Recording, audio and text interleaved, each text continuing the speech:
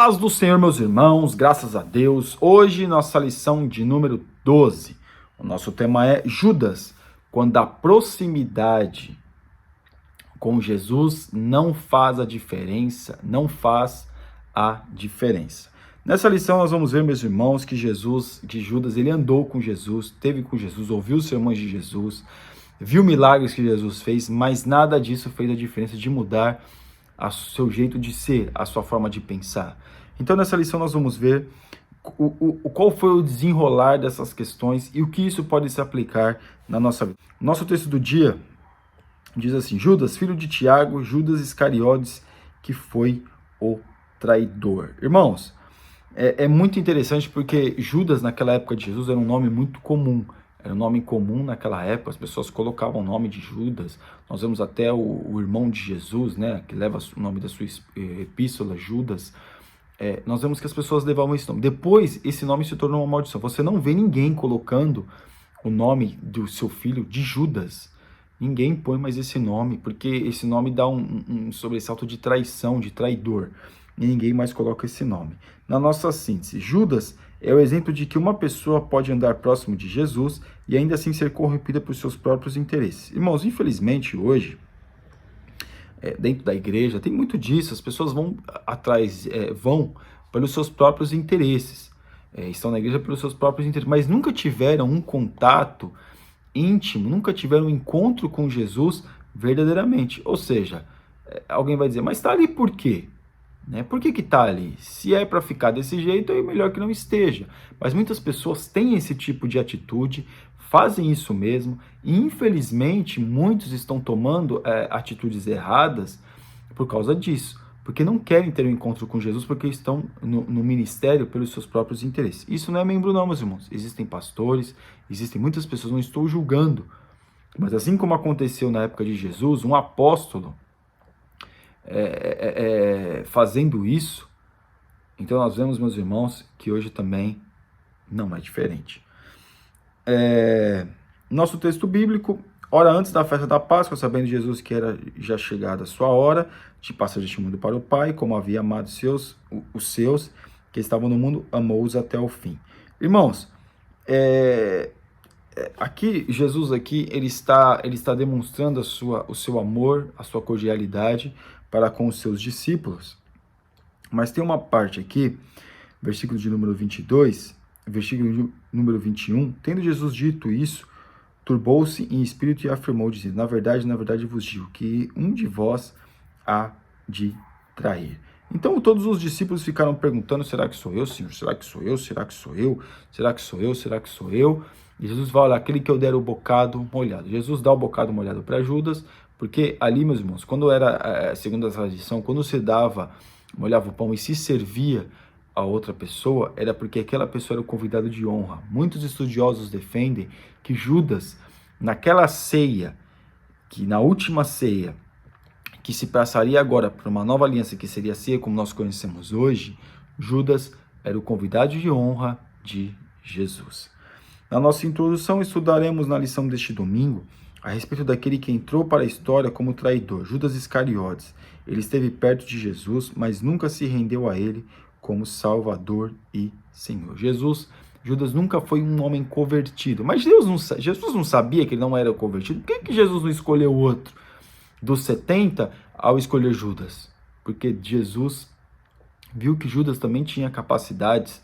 E não foi só por isso, meus irmãos. Jesus queria dar a oportunidade para Judas. Jesus via em Judas algo, meus irmãos, que nós muitas vezes não vemos. Mas Jesus via algo em Judas que poderia dar uma oportunidade para ele ser um discípulo de Jesus naquele momento. Judas, um dos 12 escolhido, um discípulo de Jesus. A história de Judas se inicia dentro da perspectiva deste estudo, quando ele é chamado por Jesus para ser um discípulo. Lucas nos diz que aconteceu que naqueles dias subiu ao monte a orar e passou a noite em oração a Deus. E quando já era dia, chamou a si os seus discípulos e escolheu dos 12 deles, a quem deu o nome de apóstolos, né? Então Judas, ele foi escolhido por Jesus. Ninguém indicou Judas. Jesus, eu conheço um aí.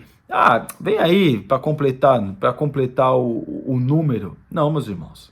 Judas não foi escolhido para completar números, mas Judas foi escolhido por Jesus, porque Jesus tinha um propósito na vida de Judas. Irmãos, coloca uma coisa tem que ser certa. Judas não foi discípulo de Jesus para trair Jesus. Judas não nasceu já com a missão de trair Jesus, meus irmãos. Ele decidiu fazer isso, ele escolheu fazer isso, então Judas nasceu para que pudesse ter a salvação, assim como eu e você temos a oportunidade e temos uma vida com Deus totalmente íntima e próxima. Judas não nasceu com o intuito de ser um traidor. Amém? Então vamos lá. Um homem que lidava com dinheiro. Judas, ele era um homem que lidava com a parte financeira do ministério de Jesus. Tudo aquilo que era uma oferta, que as pessoas traziam, tudo isso, quem administrava era Judas. Judas fazia a administração das ofertas que as pessoas traziam, que as pessoas ajudavam o ministério de Jesus. Porque, claro, irmão, Jesus precisava comer, Jesus precisava comprar coisas para comer, até os discípulos que estavam com ele. Então, tudo isso era uma logística, era algo que as pessoas precisavam ajudar. Um ladrão. Para Judas não bastava amar o dinheiro, ele roubava valores do ministério de Jesus. Jesus dizia que ele roubava a bolsa, e realmente ele desviava ali um dinheirinho, sempre desviando o dinheiro que era para o ministério, que era para alcançar vidas, para que vidas pudessem ser resgatadas, pudessem ser mudadas, para que Jesus pudesse alcançar o maior número de pessoas. Mas Jesus não era Deus, Jesus não podia fazer um milagre e ter uma barra de ouro em suas mãos. Irmãos, claro que Jesus podia fazer isso, mas Jesus não fez, porque isso não era necessário, porque as pessoas têm que ajudar no ministério. Quando Jesus faz aquele milagre do peixe para pagar o imposto, Jesus faz aquele milagre com um propósito, para dizer para Pedro: olha, Pedro, dai a César o que é de César e dai a Deus o que é de Deus. Vai lá e paga o imposto que tem que ser pago. E pronto, e ponto final. Então, mas aqui nós vemos que Judas aqui, ele era um homem administrador, ele administrava os bens do ministério. Só que ele tinha essa questão de roubar, ele roubava a bolsa, ele desviava o dinheiro. Judas o traidor, o pecado da proximidade. Além do fato de a Bíblia dizer que Satanás entrou em Judas a fim de entregar Jesus, não nos é dito outros motivos além da ganância do discípulo. Judas era um homem ganancioso, por isso que nós vemos que ele roubava a bolsa. Então, pelo fato da sua ganância, ele não se arrependeu da sua ganância, ele não se arrependeu de ser um ladrão, ele continuou sendo um ladrão, mesmo ouvindo Jesus, os sermões de Jesus, as bem-aventuranças, vendo os milagres, vendo tudo aquilo que nós temos registrado na Bíblia, e muito mais aquilo que Jesus fez naquela época, nós vemos que mesmo assim, ele não se arrependeu. Uma profecia cumprida. A palavra de Deus nos mostra que o Filho de Deus seria traído. Essa situação havia sido registrada pelo profeta Davi no Salmo 41, 9. Então, Jesus seria traído, mas qualquer pessoa podia trair Jesus. João podia ter traído Jesus, Pedro, Tiago, Filipe, Mateus. Então, todos eles poderiam ter traído Jesus. Os discípulos, qualquer discípulo poderia ter traído Jesus, meus irmãos. Não era exclusivamente Judas que deveria ter traído. Nós vemos uma diferença entre Judas, que traiu Jesus, e Pedro, que negou Jesus. Qual é a diferença? A diferença é que Pedro negou a Jesus e buscou arrependimento. Judas entregou Jesus, vendeu Jesus e não buscou arrependimento. Então essa é a diferença, foi o arrependimento. Um se arrependeu, o outro não se arrependeu. O traidor precisava tirar a própria vida? Então, será que era necessário? Será que Judas não poderia, como nós já falamos acerca de Pedro, será que Judas não poderia ter um outro fim? Não poderia ter se arrependido? Não poderia ter se reconciliado? Será que isso realmente seria o fim? Meus irmãos, depois que Judas cometeu um pecado, ele teve um tempo para pensar. Só que ele não alcançou o lugar de arrependimento, porque ele não teve arrependimento, ele teve remorso, que ele vai lá, entrega as moedas e fica com remorso daquilo que ele fez. Ele não se arrependeu. Porque se ele tivesse se arrependido, ele não teria se suicidado, ele teria se reconciliado. É claro que vai dizer, nossa, mas na palavra de Deus, que o Filho do Homem vai ser traído, mas ai daquele que o trair. É claro, meus irmãos, existe uma profecia pesada com quem fosse fazer isso.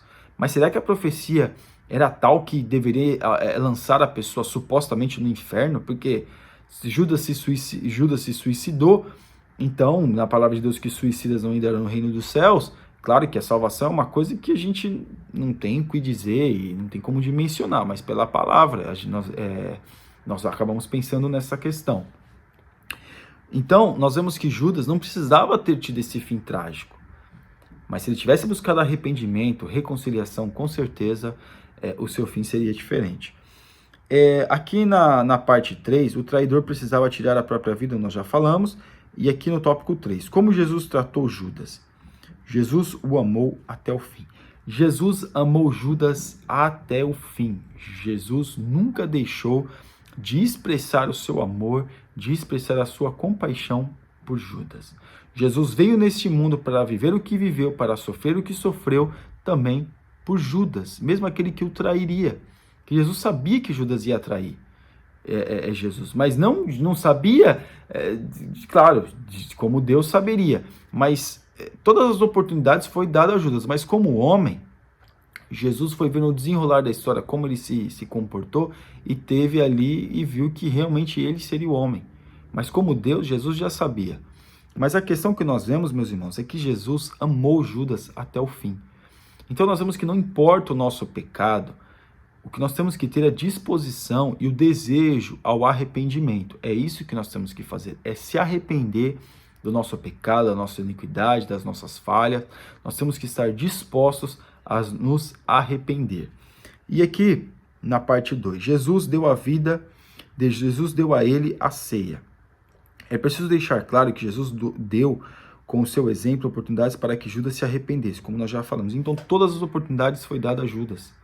Do começo ao fim, Jesus foi dando oportunidade. Jesus serve a ceia para Judas, como nós já falamos. Ele era ali, segundo os estudiosos, como convidado de honra. E a parte 3, Jesus lavou os pés dele. Jesus, meus irmãos, lavou os pés dos discípulos e também lavou os pés de Judas. Ou seja, Jesus lavou os pés daquele que o trairia. Jesus expressou uma compaixão daquele que o trairia, daquele que o levaria ao sofrimento. Mas Jesus sabia que Jesus sabia que ele passaria por aquilo. Mas não precisava ser exatamente por Judas.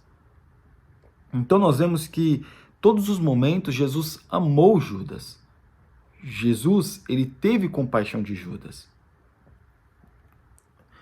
Uma questão também, meus irmãos, é que infelizmente hoje, é ruim quando a gente fala assim, muitos hoje roubam a igreja, estão roubando as igrejas, estão tendo um espírito de Judas, estão roubando as igrejas, estão tirando dos órfãos e das viúvas para o seu próprio bolso. Quando aquelas ofertas, os dízimos que entram no ministério, não é para o luxo dos pastores, não é para o luxo dos homens que fazem parte do ministério, tem que viver do ministério.